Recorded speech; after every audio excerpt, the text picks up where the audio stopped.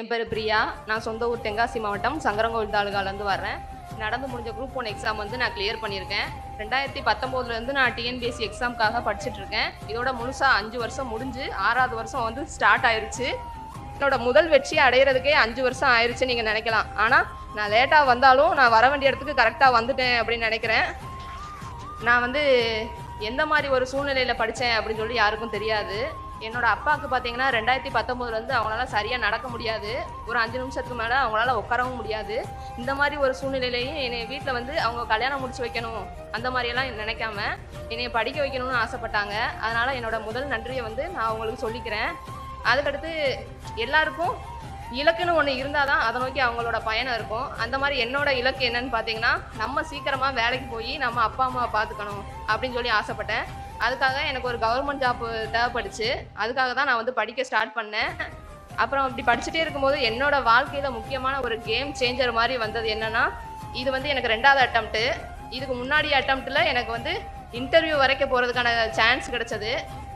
அப்போ வந்து எனக்கு வந்து நிறையா இன்சிடென்ட் நடந்துச்சு. இதனால தான் அந்த குரூப் 1 விட்டு என்னை வந்து வெளியே வர விடாமல் ஆச்சு. என்ன மாதிரினா, இப்போ நான் ஃபஸ்ட்டு டிஎன்பிஎஸ்சி ஆஃபீஸ்க்குள்ளே போகிறேன்.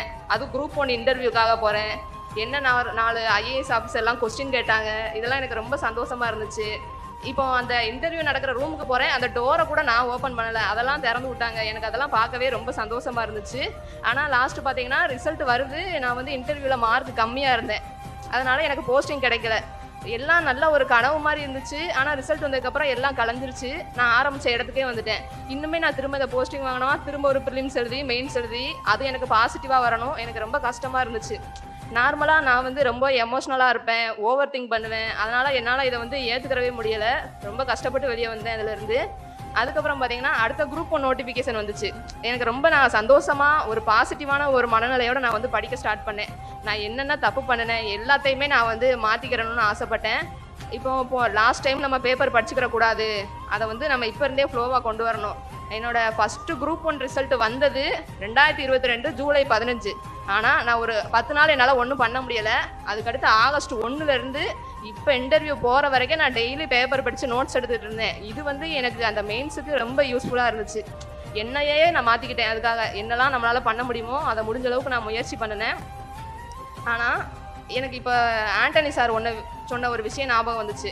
என்னென்னா, நம்ம எதை பற்றி ஆழமாக சிந்திக்கிறோமோ, எதுக்காக நம்ம அதிகமாக ஆசைப்படுறோமோ அதுக்கு இந்த பிரபஞ்சமே நம்மளுக்கான உதவிகளை பண்ணும் அப்படின்னு சொன்னாங்க.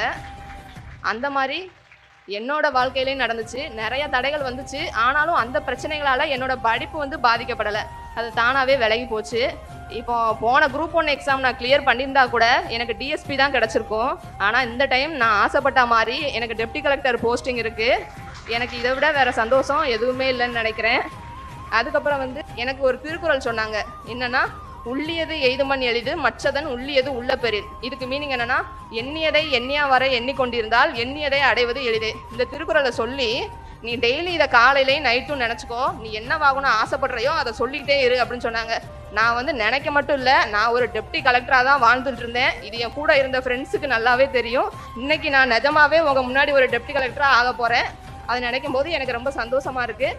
ஆனால் நான் ஃபஸ்ட் ஆர்டர் ரொம்ப லேட்டாக வாங்குறேன். அதுவும் அதை டெப்டி கலெக்டராக நான் வாங்க போகிறேன் அப்படிங்கிற நினைக்கும் போது எனக்கு ரொம்ப பெருமையாக இருக்குது.